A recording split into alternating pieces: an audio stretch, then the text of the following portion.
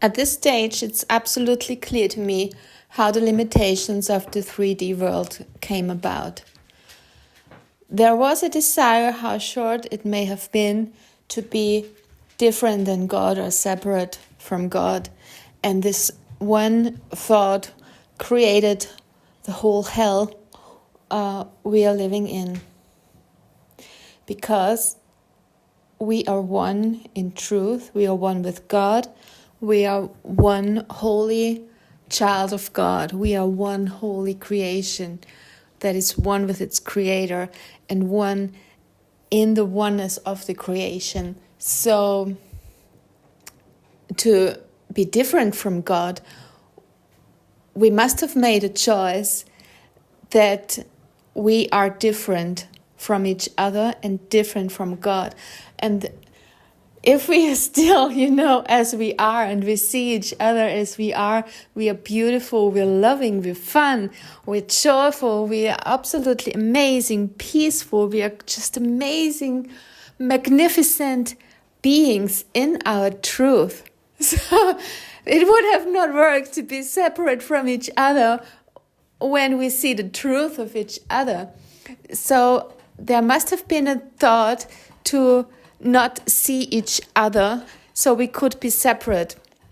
And that's what happened. So we chose that there is something different in God, and that different in God is guilt.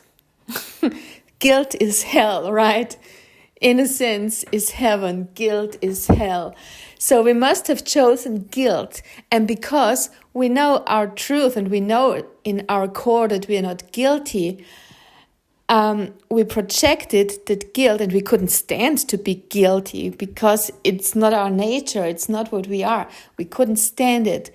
And it's painful, right? If you ever feel guilty and you believe that about yourself, oh my God, it's painful, it hurts in your heart and in your throat and in your bones, and it hurts everywhere to be guilty. And so it's not bearable to be guilty. So we projected that guilt outside onto the beings that we love so much, so we can't see them anymore, because if we love them, we're one. So we must have made them different, and we chose guilt. We felt that guilt, and we projected that guilt onto those holy beings, onto God's creation, onto our brothers and sisters, our oneness, our our love, right? Onto our love that is one with us. We projected that guilt, and now we can't see them. So now we see something horrible. We see a horrible, guilty enemy, right? And now we're separate by seeing a horrible, guilty enemy who wants to hurt us, who wants to take away from us, who is guilty to the bones. Now we're separate. So we made a successful separation, of course, not in truth, because in truth we are still as God created us. We're still one. We can't be different than God created us, because He's the creator, right? He's the one force. He's the one force that is. Nothing else is. Only God is. And only God is good. Only God is love. Nothing can be different than God, because He didn't create anything different than Him. He only can create as He is. So we must be as He is, as He created us. And we can only create as we are in truth. But we could think that we are different. And that thought is everything that we see. That thought makes separate things that are separate from us, beings that are separate from us, enemies everywhere, enemies in the skies, enemies in the governments, enemies in our neighbors, enemies everywhere, in our bosses, in our workplace, in our family. The world is full of enemies once we accept separation. And, the one thing you can do to undo separation is to know that this is not true, to know your truth. Your truth is you're the holy creation of God, the holy Son of God, the holy child of God. That's me. That's you. That's who we are. And to know that truth will undo the separation, because if you know who you are, you must know that you're not guilty, because God created you magnificent and awesome and great and innocent as himself. He created you as the light, as the love, as the fun, as the joy, as that amazing, awesome being you are created. And as you are created, you cannot be guilty. So all you have to do is to accept your truth, the truth of who you are, the truth of what you are as God created you. And in this knowledge, in this acceptance of who you are, you have to say and see, I am the light. I am the light. I'm the light that God created. I'm the light of the world. I'm the light. I'm the joy. I'm the love. I'm the innocence. I'm the peace. I'm the everything good. I'm the God created being. I'm the creation of God. So in that, you can only see as you are. Because once you reject guilt, you say, all right, I cannot be guilty because God didn't create me so. And then nothing else that God created can be guilty. So my brother, my neighbor, my boss, nothing I see or think of can be guilty. I accept the innocence of God's creation. And once you say that, that's true forgiveness. You see, all right, it cannot be. You cannot be guilty and the other person cannot be guilty. And that, my friends, will undo the whole world as you know it. And that's what forgiveness is and what forgiveness aims at. Forgiveness is not, oh, someone is guilty and he did something wrong to me, but I forgive him because I'm the better man. That's not forgiveness. That's accusation. Forgiveness is the realization he cannot be guilty because I'm not guilty. I've never been guilty. I never projected guilt outside, so he cannot be guilty. And if I see a guilty you, I'm seeing something that is not there. I'm seeing a product of my imagination. I'm seeing the world I made up, not the world God created. I'm seeing an illusion I made up. And I don't want that illusion anymore. I want that the world again is as God created it. So I cannot hold on to my illusions. I cannot hold on to the guilt I want to project. I cannot hold on to the guilt I see in anything. I cannot hold on to the reality I see in the world. Because let's be honest, if the world would be real as we see it, oh man, it would be guilty. Of course it would be guilty. Of course it would be guilty. As you see it, it's hell. As you see it, it's an attack of everything on everything. So the world you see, of course, is not innocent, and the person you think you are, the body that you think you are, probably did something wrong during his life. So I'm not innocent as the body that I see either. But nothing I see is real, and nothing I think I see is real, and nothing of my past is real. So nothing I believed so far about myself or about the world is real. It's an illusion that came from a wrong decision. The wrong decision was that I'm separated from God, I'm separated from myself, and I want to attack, and I want to be attacked, and I want to suffer, I want to die, I want to be sick. I want that the world is guilty and that I'm guilty so I can be in hell. And that's what made the ego world, the 3D world, come about. Nothing else. Nothing else. There was no matrix installed from any aliens upon us to keep us slaves. That's all not true. I wanted to use another word, but let's say it's not true. The truth is you made this, because only in your acceptance of your decision, of your wrong decision, of your mistake, your mistaken thinking that you make, you can take back your whole power. Because if someone else or some alien race did that to you, oh man, then you're screwed.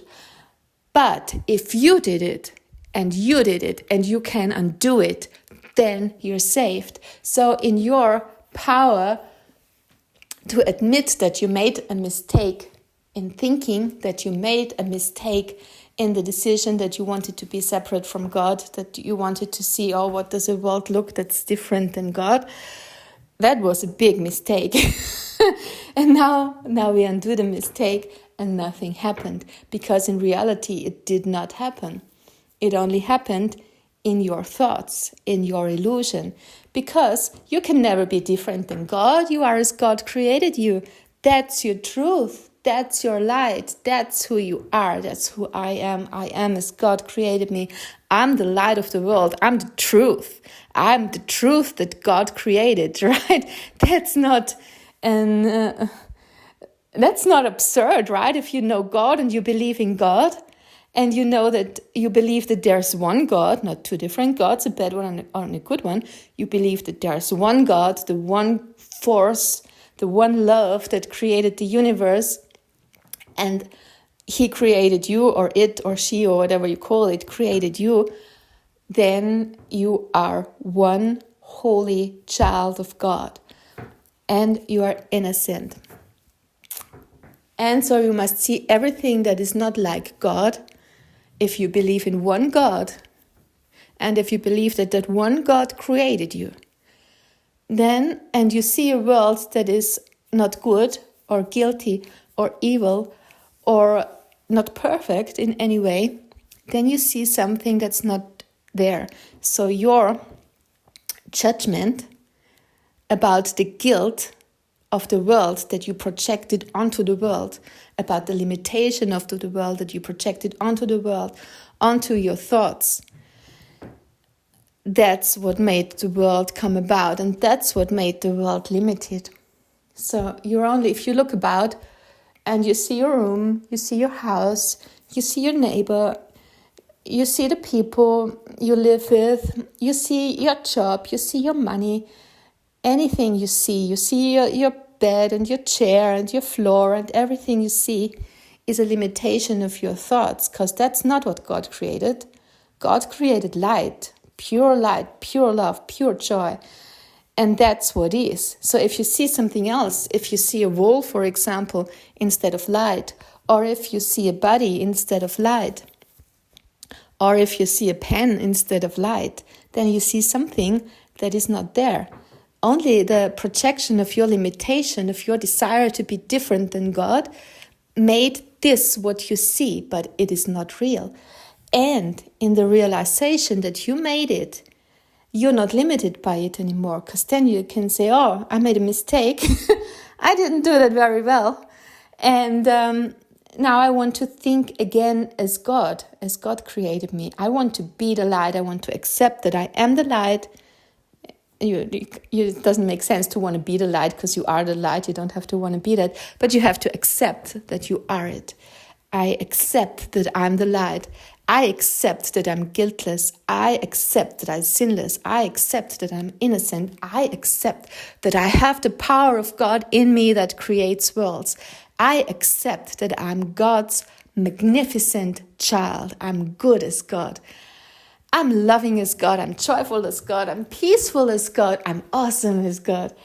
I am unlimited as God. I'm light as God. I'm the light that God created. And now you don't have to be limited by your 3D world anymore. You just have to see, oh, God did not create that, I made it. And now I want to create more like God. I don't want to create different than God anymore. I want to create like God. And now the fun starts. And of course you're going to see your 3D world. You've learned it for a long, long time. You've learned it with every thought. You reinforce this world that you learned, this 3D world of the form that you made, the bed, the chair, the floors, the walls, the doors, the houses, the jobs, the money, the accounts, the pets, the relationships, right? Everything, the lamps, everything. You see, you made it over a long time, and you reinforce it with every thought, every time you touch the light switch, every time you sit down on your chair, every time you take a dress out of the wardrobe, every time with everything you do, you reinforce that world, that 3D world, the world of form that limits you. Every time you eat, right, you dress your body, you enhance your body, or you put on makeup, or you comb your hair, or you go shower. Every time you do something for the body, you reinforce that you are a body. Meaning you are a body means you're not the holy child of God. You're just a body that has been born into this world and that has suffered and that will continue to suffer. You're not the holy son of God. You're just a body. And that's what you reinforce. So it might not, with that one insight that you're the light, it's a great insight and it's a true insight, but it might not make your world disappear instantly, right? Because you've taught yourself wrong things, you've taught yourself limitations, you've taught yourself guilt so massively and so intensely and so consistently. So am I be patient with yourself, right? Jesus said you have to forgive probably a long time and many, many times. So, and that's what you have to do, even if it might disappear right away, and great if it does. It may disappear gradually. It may just become a nice version of the world that's not as limiting for a while. It might just be full of miracles, so you can heal, and miracles happen as you go, and you help the world you see by performing miracles. It might take on different forms. And what I wanted to say, don't be discouraged if this fifth dimension world of light and of awesome and of magical creations doesn't appear right away. It might take a while to reinforce your knowledge and to tell the 3D world that you know that it's not real. You know, when I go for a walk, I say nothing I see means anything. The world I see doesn't mean anything. I know the world I see, it might be beautiful, it might be rainy, it might be cold, it might be hot, it might be amazing, but nothing I see is real, because I still see a world that's separate from me and separate from God. And as long as I see this, it cannot be real, because the truth is that I'm one with God. Well, and that's true forgiveness, and that's the truth of overcoming the world. It's not one magical wave with the flag of the Galactic Federation and the matrix disappears. It's just a learning thing, as all else. We have to learn that it doesn't exist, that it's an illusion we made up, that we are not bound by its laws. We are not bound by the laws of death. We are not bound by the laws of sickness and by the laws of how to get well again. We are not bound by other laws, the laws of, gravitation or the laws of whatever laws you believe in, the laws of time and space, the laws of time. We are not bound by the laws of time. And that's one important point too, to overcome the world and to finally accept the guiltlessness of the world. You have to see that the past doesn't exist. You make the past up as you go. You may reinforce it many times and you may believe it yourself that was what happened. But you have to remember that nothing you see means anything. Nothing you see is real. It's based on a series of wrong decisions that you wanted to be different than God. And that cannot be, so the world you see did never happen. And it therefore is not real. Your guilt is not real. The guilt of the others is not real. And all stories you tell yourself about what happened in the past, may it be good or bad, are not real. It's not real. It never happened. And a main means by to forgive, to get out of this world, to get out of your projection, is to accept that the past doesn't exist. It's not past. It is past too, but it's not just past. It has never been. You make up a story right now about what happened in the past. You believe it, And you might share it with other people, with your family or with your friends, or with other people on the planet. You might share that story of the past, but it never happened. Not only if bad things happen in the now, not only do they not happen in the now because you make up stuff as you go. Nothing is real. It's not real. If you see someone's sick, it's not real. If you see someone's dying, it's not real. It's what he thinks that happens. It's what the sick person thinks that happens, and that's why he feels pain. And he feels pain, and that pain feels very real to him, and he suffers from that real feeling pain, but it is not real. It's a matter of belief. It's a matter of belief. And you, with your unlimited mind, who already has the knowledge that you are not bound by the laws of sickness, by the laws of time, you are in this world as a miracle worker. Your knowledge that you are one with God, that bad things cannot be because you're not separate from God, and nothing else is separate from God. Everything that's different than a totally loving God is a complete illusion. So you already have this knowledge. And that means you can share that knowledge in your mind, or with words, or with healing practices, or with whatever you do. You can reinforce that knowledge in other people who still think they suffer. So if you see someone who's sick and suffering, and he feels pain or he's scared, you can apply your divine knowledge that illusion isn't real and therefore cannot threaten you or the other person, and that you must see something. If you see another person and if you see suffering, you see something that's not there. You see something that's based on a wrong decision, and it can never be, because only God is. God is good, and everything that's not like God did never exist. It's a wrong decision. It's an illusion you believed in. It's an illusion that's shared. That's shared in the mind of the Holy Son of God, and that seems very real, and that seems very threatening and very painful, and it causes suffering. And you, as a divine being, have to end that suffering. You have to end that illusion, but you cannot do that by, giving him pills or paying his chemotherapy.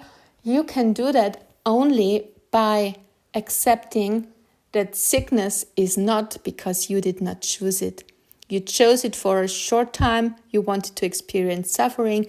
Now you choose something else. And only now is.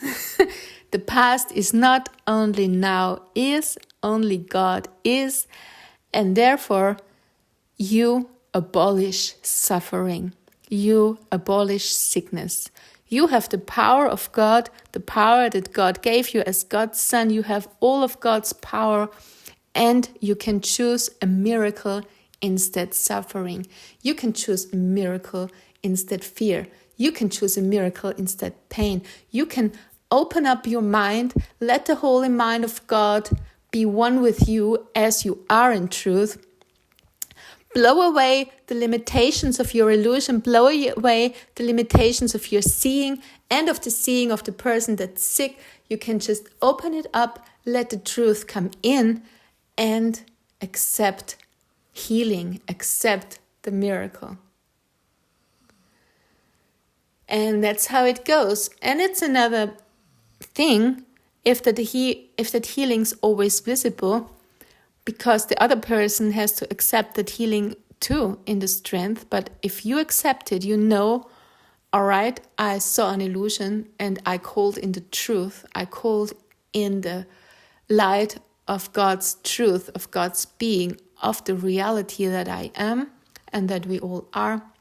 The illusion is blown away. It is blown away for you, and it might be blown away for all the minds. It might be blown away for all the participants. It might be blown away not for this participant, but for another person halfway around the globe who felt that, who shared that healing. It might be blown away just for you.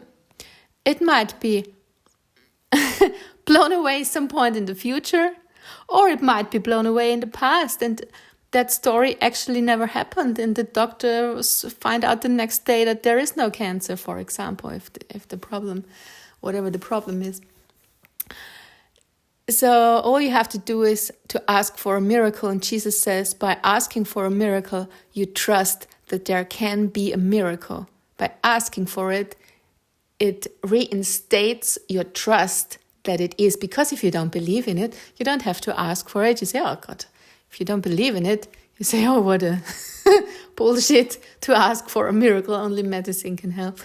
But if you believe, if you ask for the miracle, you open up the possibility for your mind that the miracle exists and it has a way of being. So that was the healing in the now. And now we come to the past yet again. You have to accept that only now is. You are only now. Now is maybe a second or 2 seconds. It's usually the now. But now can also be like a thousandth of a second. 1,000th second is also the now. And the good thing about the now is that there is no past. It's only now. So everything you bring with you of knowledge from the past, that you know what a wall is, you know what a light switch is, you know what a door is, you know how the door handle works, you know how a key works, you know what's in the wardrobe, you know what's in the fridge. That's all knowledge you bring from the past. But the past doesn't exist. So you can be new in every moment. If only the now exists, everything's possible. Nothing is fixed because the now exists and nothing else exists. So all the miracles are possible in the now. And then also, imagine how light it is if there is just now, if you are only now here. Like step in front of the mirror and say, oh, what's that? There's a body reflected in that thing, and that body makes the same movements than I seem to make. Oh, actually, I am in a body. What am I doing in a body? Why is that a body? What does that body mean? What is that? What is that hair? What is that? Oh, I seem to see out of those holes. Okay. I seem to breathe into that nose. I seem to have fingers. I seem to have toes. I seem to be in some container. Oh, okay. I call that a wall. I call it a house. I call it a curtain. But what is it? Like, what is it? What? What's up? What's happening? What is all that? And then that's a joy, right? That's like I don't know, like an alien just came into this experience and say, oh, what's up? What is all that? What am I gonna do here? What's that for? Right? It's like a child playing a game. It's like a child playing to be, I don't know, an adult and to go shopping.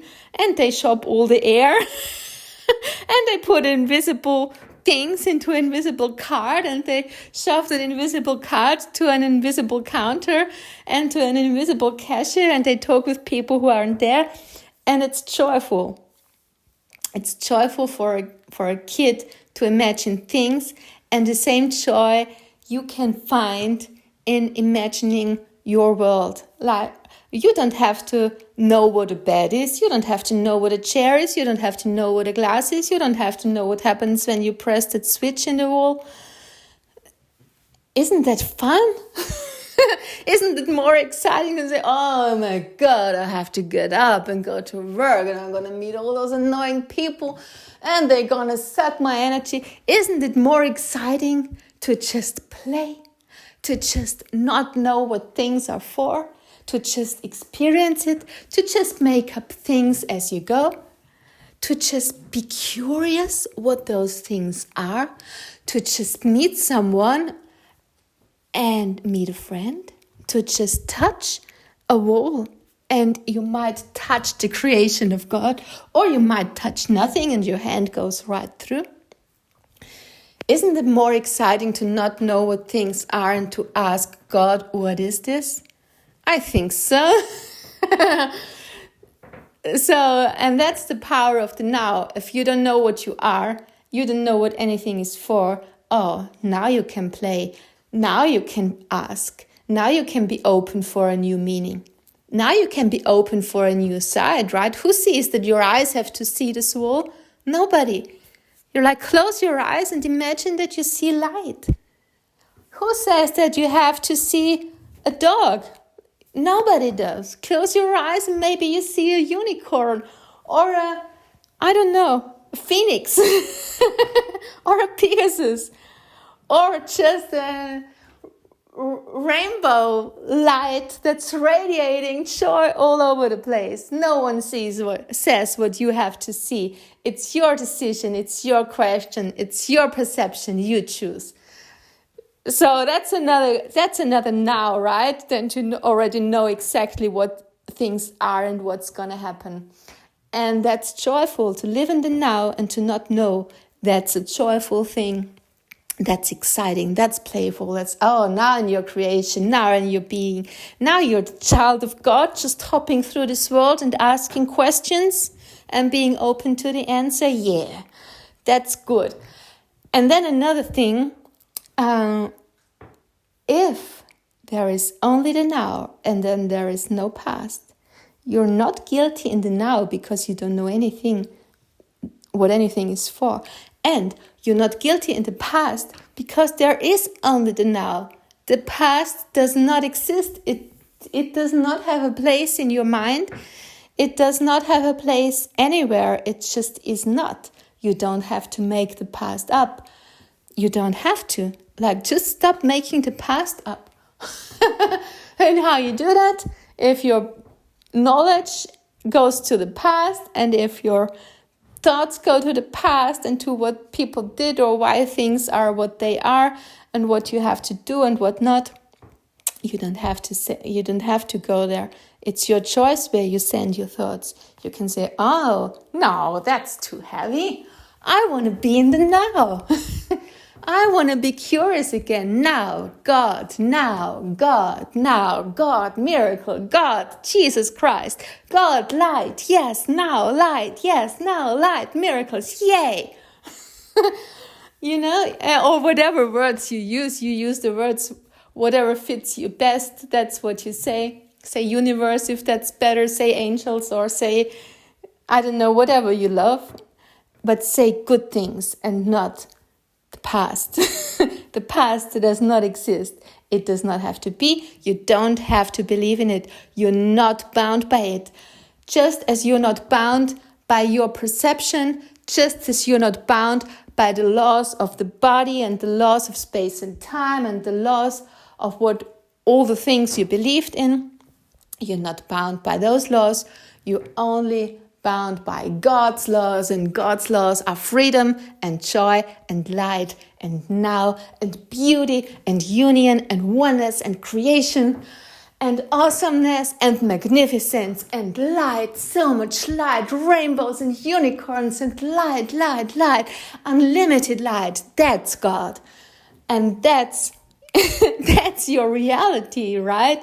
You don't have to be in a limited body that has to go to the bathroom. You don't have to. You can be light.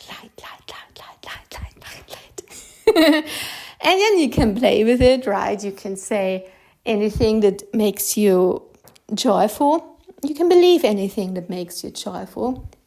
But the important thing is that you only believe what's joyful and that you don't believe anything else. You don't believe anything fearful. You don't believe anything guilty. You don't believe anything dark. You don't believe anything painful. You don't believe anything limiting. You only believe the divine things, the divine truth of what you are and what God is. So, and now people may say you're crazy. You're right.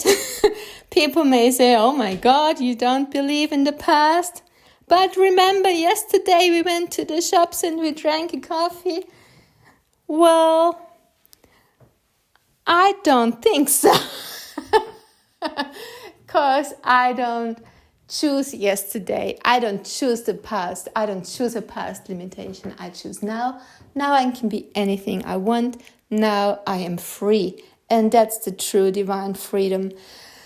And you don't have to share that. Just think it for yourself until you see only this. Just think it for yourself until you know it, until it's ingrained in your being, until it's ingrained in your side, until you're surrounded by beings who also know that. You don't have to share it with the 3D world who wants to bring you down. You don't have to share it with your personal past. Your personal past was made to hurt you and to be guilty and to be separate from you. You don't have to put your joy there in the things that are a past wrong decision. You can just let the past wrong decision go, and it will transform as you transform. It will grow with you, it will go with you, because it is you, it is your decision, and it will change as you change. You don't have to change it. You don't have to change the dark world. You don't have to change the darkness into light. You don't have to correct people. You don't have to correct things. You don't have to teach people who don't want to believe. Nah, you just have to believe yourself, and then you will see. The only person you have to teach is yourself. Just teach yourself, reinforce it for yourself, enjoy it for yourself, be the love, be the joy, be the light for yourself. Choose that in every thought, every time you remember, you choose the light, you choose the light, you choose the truth, you choose the wonder, you choose the miracle, you choose the magic, you choose the good things. And the more you choose it, the more you will see it. It doesn't make sense to want to change something in the old decision world, in the past decision. You can't change something in the 3D world. You can't change something in the world of form that you see, because as long as you see, for example, the wardrobe, you see the wardrobe, you believe in the wardrobe, so then you believe in the 3D, then you believe in the separation, then you believe in the guilt. And if you re-believe in the guilt, you can't change it because you believe it again. You have to let it go. That's the only way. You have to ask. You have to allow it to be something new. You have to allow it to be something different. You have to ask it. You have to invite it to be the light. That's how it changes. You can't teach it that it's not a wardrobe. As long as you see the wardrobe, it's a wardrobe. It's your projection of your mind. It doesn't make sense to change the projection, same as it doesn't make sense to change the picture in the mirror that you see. You can't do that. All you can do is change yourself, and then you see something else. You can change your belief, and then you see a changed world. But you don't have to fight with the world. You don't have to resist it. You don't have to change it. You don't have to teach it. You don't have to be a missionary for it. You just have to let it go and be willing to see the truth and to see the light. All you have to do is to know that the world of form, the 3D world, the world of guilt, the world of limitation is not real. That's what you can do, and that's forgiveness. Say, all right, you're not real. Whatever I think you did to me is also not real. I was wrong. I'm so sorry. I projected it upon you. And now, can you tell me what you really are? I'm so curious what you might be. I think you might be beautiful. And that opens up your perception to a new world. And then you see a new world. As ever long it takes you to learn that, and as ever consequent you are in allowing it to transform, to show its true colors, that's what it takes. Time doesn't matter really, because time does not exist. Only the now exists. As long as you have joy in the now, as long as you're free in the now, it really doesn't matter what you see, does it? Because joy is in you, the curiosity is in you, the light is in you, the vision is in you. The divinity is in you. God is in you and all around you. God is in your brothers and all the beings you see. And they are God and you are Him. And they are you and you are they. And it's all the same. It's all one divine ball of joy. And it doesn't really matter what you see, does it? Because it can't limit you anymore.